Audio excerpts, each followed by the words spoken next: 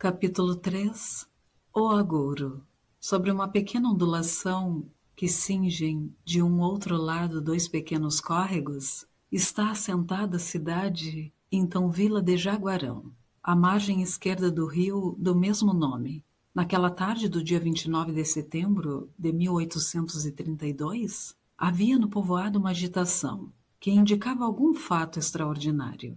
Os habitantes, em turmas, enchiam as ruas, e especialmente a das Palmas, que fica fronteira ao quartel. A razão desse ajuntamento e do alvoroço que se percebia entre o povo podia conhecê-la quem se desse ao trabalho de escutar as falas daqueles bandos de curiosos. Foram batidos? Completamente. Rivera caiu sobre eles, que foi uma lástima. E Bento Gonçalves? Os prendeu? Não vai desarmá-los? Ande lá, acudiu um tropeiro, que o Lavalleja é um duro. Há de tirar a desforra. Com efeito, Juan Lavalleja, o herói da independência de Montevidéu, sua pátria tendo se revoltado contra o presidente da República, Frutuoso Rivera, fora afinal derrotado pelas forças legais e obrigado a passar a fronteira. Pisando o território brasileiro, foi o caudilho intimado pelo coronel Bento Gonçalves, comandante da fronteira do Jaguarão, para entregar as armas, ao que submeteu-se sem resistência. Fronteiro ao quartel e em face da nossa tropa, formou a força rebelde. Os soldados com semblante carregado esperavam um momento solene de depor as armas. O sentimento dessa humilhação era partilhado por grande parte da população, imbuída de certo espírito militar. Lavalleja dirigiu a seus companheiros de infortúnio palavras de animação, que produziram efeito contrário. A cólera concentrada prorrompeu em queixas amargas e violentas recriminações. Afinal, consumou-se o ato. Os soldados deixaram as armas em terra e foram recolhidos, presos ao quartel. Dom Juan Lavalleja entregou a espada ao Bento Gonçalves, que o hospedou em sua casa, enquanto não lhe dava destino. Dispersava-se o povo, comovido pela triste cerimônia, quando o galope do cavalo de Manuel Canho ressoou no princípio da Rua das Trincheiras. O gaúcho apeou à porta de uma venda que dava à pousada. Depois de recolher seus animais ao potreiro e guardar os arreios no canto que lhe destinaram, sentou-se no alpendre e pediu uma cuia de mate. Já sabia o que desejava. O coronel estava na vila. Logo mais, quando ele tivesse dado as providências sobre o destino da gente desarmada, iria o rapaz procurá-lo. No alpendre estavam diversas pessoas conversando sobre o acontecimento do dia. Se é verdade o que dizem, observou um celeiro com ar de mistério, o coronel não desarmou o homem, lá muito pelo seu gosto. Ora esta do Lucas Fernandes. Se ele não quisesse, quem o obrigava? Não é assim? De certo. Ainda não é tempo. De quê? Perguntou um ferrador. Olhem, desta ninguém me tira. O coronel antes queria ter filado o Frutoso do que o Lavalleja.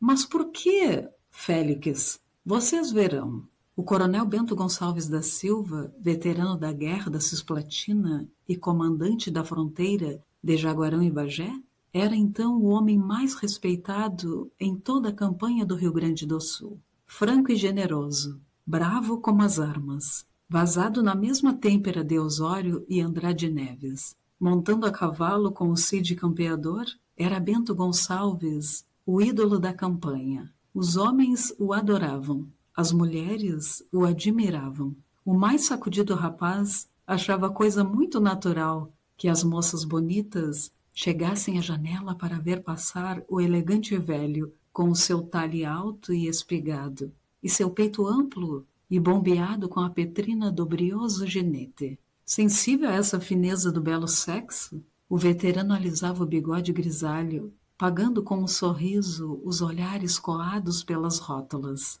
Ao mesmo tempo, consolava os rapazes, fazendo-lhes um aceno com a mão ou dirigindo-lhes algum dito picaresco. Da influência que exercia Bento Gonçalves sobre o ânimo da população, pode bem dar uma ideia o que dizia há pouco um dos camaradas reunidos no alpendre da pousada. Se ele não quisesse, quem o obrigava? Estas palavras traduziam a convicção daquela gente. Para os habitantes do interior, o coronel era o rei da campanha, e ninguém tinha o direito de lhe dar ordens. Desarmara Juan Lavalleja, porque assim lhe aprovera. Como poderia protegê-lo, unir-se a ele e marchar sobre o frutuoso Rivera? Havia então no Rio Grande do Sul outros coronéis, e entre eles o veterano Bento Ribeiro, que devia figurar posteriormente na história de sua província de uma maneira tão triste, apagando as páginas brilhantes que sua espada leal tinha escrito em mais de um campo de batalha. Mas o coronel por excelência, aquele em quem o povo havia personificado o título como o mais bravo e digno, era Bento Gonçalves. De uma a outra fronteira da província, os estancieiros muitas vezes não sabiam ou não se lembravam quem era o presidente e o comandante das armas. Mas qualquer peão, ouvindo falar no coronel, sabia de quem se tratava, e não se metessem a tasquinhar nele, que a faca de ponta saltava logo da bainha. Continuava a prática entre os fregueses da venda. Cá por mim, se eu fosse o coronel, o que eu fazia era passar uma coleira vermelha ao pescoço do Lavalleja. Estas palavras eram de um carneador. Coleira chamava ele no estilo pitoresco ao degolo que todas as manhãs fazia nas reses destinadas ao corte da charqueada. Ora, que mal fez o homem? Já se esqueceu do levante de Montevidéu? Não vejo crime em libertar um homem, sua pátria, acudiu o Lucas Fernandes. Fez ele muito bem. E nós cá não estamos muito longe de seguir o mesmo caminho. As coisas vão mal. O governo do Rio não dá importância aos homens da província. Já não demitiram o coronel porque tem medo. Lá isso é verdade. Atrevam-se, que hão de ver o bonito. Não é por falta de vontade dos de Montevidéu que não cessam de pedir. Pudera, se não fosse o coronel, entravam a eles por esta fronteira como por sua casa.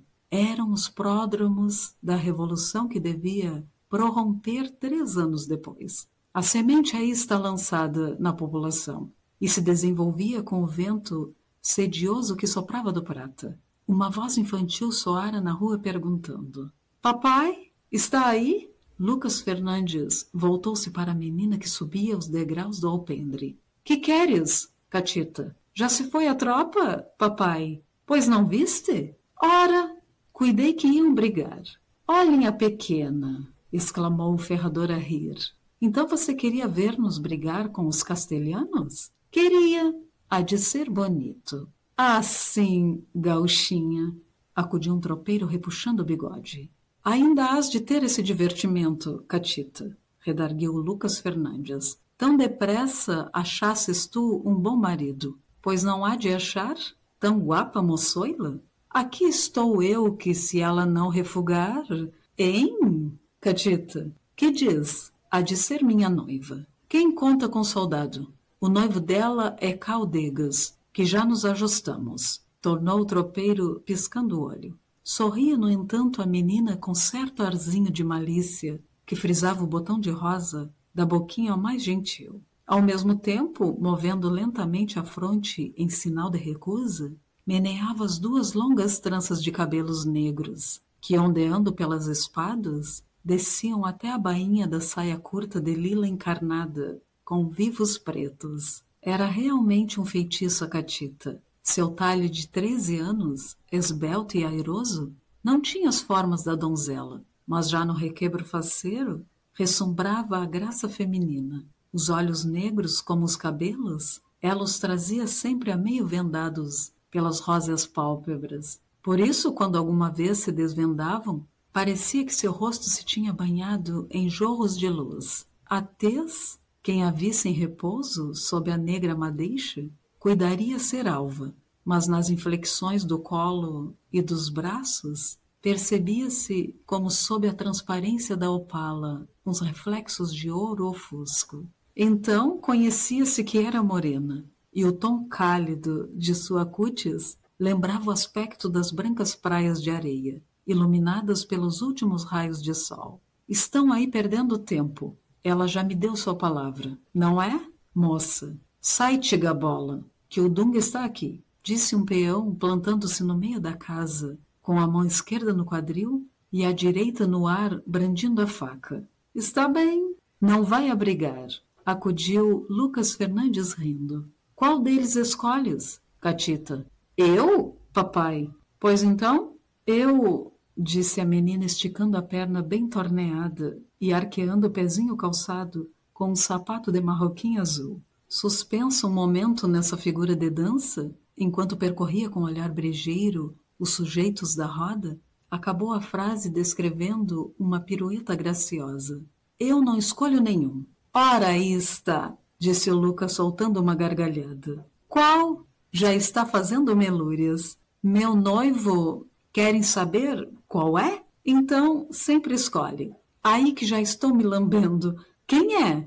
Olhe! No canto oposto do alpendre estava o Manuel Canho, sentado no parapeito, com um cigarro na boca e a vista divagando pelos campos que se estendiam pelo córrego às abas da cidade. Inteiramente alheio ao que passava junto, o gaúcho parecia de todo absorvido em suas cogitações. Esta expressão de recolho íntimo apagava certa aspereza de sua fisionomia.